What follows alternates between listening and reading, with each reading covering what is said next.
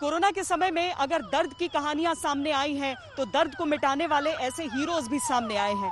ये जयपुर शहर की महिला ब्रिगेड है जिसका नाम है निर्भया स्क्वाड। आज की तारीख में ये केवल इस संदेश के साथ निकलती हैं कि लोग अपने घरों के भीतर रहें, अपने परिवार को छोड़कर, बच्चों को छोड़कर ये दूसरों की जिंदगी की परवाह कर रही हैं।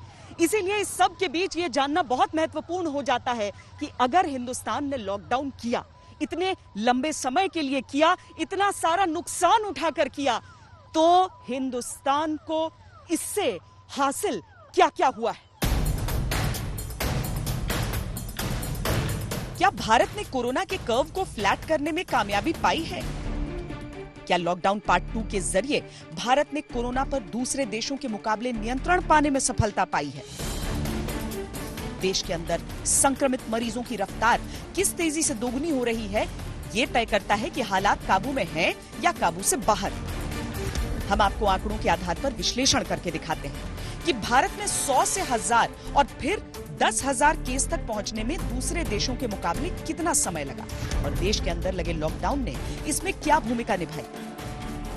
भारत में लॉकडाउन 25 मार्च को लागू हुआ था। 11 मार्च को भारत में कोरोना के 50 मरीज थे। 24 मार्च तक 20% की रफ्तार से ये आंकड़ा रोज बढ़ता रहा, लेकिन लॉकडाउन लगने के बाद से इस आंकड़े में 3% की गिरावट दर्ज की गई। यानी लॉकडाउन से पहले मरीजों की जो संख्या 20% के हिसाब से बढ़ रही थी, वही लॉकडाउन के बाद 17% के हिसाब से बढ़ी। WHO के अनुसार भारत कोरोना के 100 से 1000 मामलों तक दूसरी सबसे धीमी रफ्तार से पहुंचने वाला देश रहा। भारत ने 15 दिन का समय लिया। 29 मार्च को भारत में कोरोना के 1000 मरीज हो गए थे। जापान में सबसे धीमी रफ्तार से 29 दिनों में 100 से 1000 कोरोना के केस बढ़े।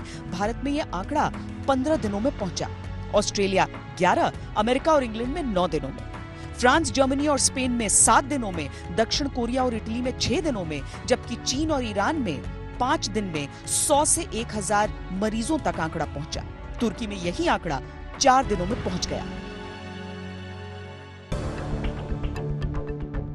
केंद्रीय स्वास्थ्य मंत्रालय के अनुसार अगर कोरोना को नियंत्रण में करने के लिए कोई कदम न उठाया गया होता, यानी हालात को जस का तस छोड़ दिया गया होता, तो 15 अप्रैल तक भारत में मरीजों की संख्या 8.2 लाख होती और बाकी कदम उठाए गए होते, लेकिन सिर्फ लॉकडाउन न लगाया गया होता तो 1.2 लाख मरीज होते। यानी आज भारत में मरीजों की संख्या को देखें तो बिना लॉकडाउन की स्थिति में ये 4 गुना ज्यादा होते। यानी देश के अंदर संपूर्ण लॉकडाउन ने कोरोना के संक्रमण पर काफी हद तक ब्रेक लगाया है।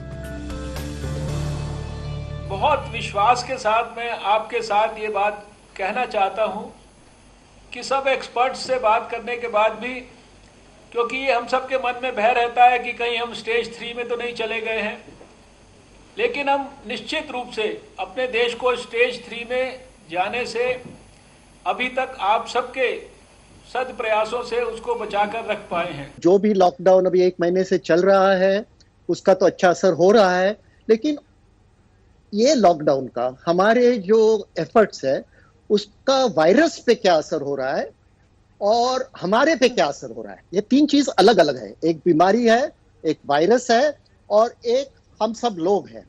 तो वायरस पे इसका क्या इफेक्ट हो रहा है हमको ठीक तरह से पता नहीं है। हमको ये नहीं समझना चाहिए कि वायरस को हमने खत्म कर दिया, क्योंकि वायरस म्यूटेट हो रहा है। अभी तक 2 म्यूटेशन आ गए हैं, A virus, B virus, C virus, अलग अलग है।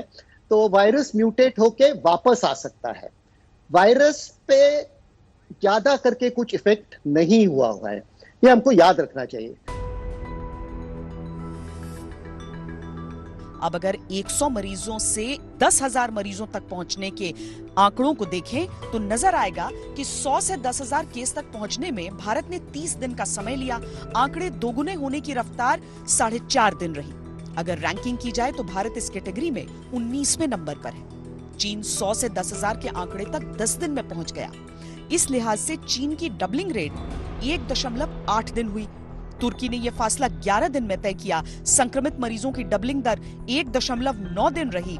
ईरान 2.3 दिन, इटली 2.4 दिन, अमेरिका 2.4 दिन, स्पेन 2.4 दिन, जर्मनी 2.6 दिन, फ्रांस 2.8 दिन, इंग्लैंड 3.1 दिन, रूस, नेदरलैंड्स और ब्राजील में 3.6 दिन में कोरोना के संक्रमण 10,000 केस तक पहुंचे।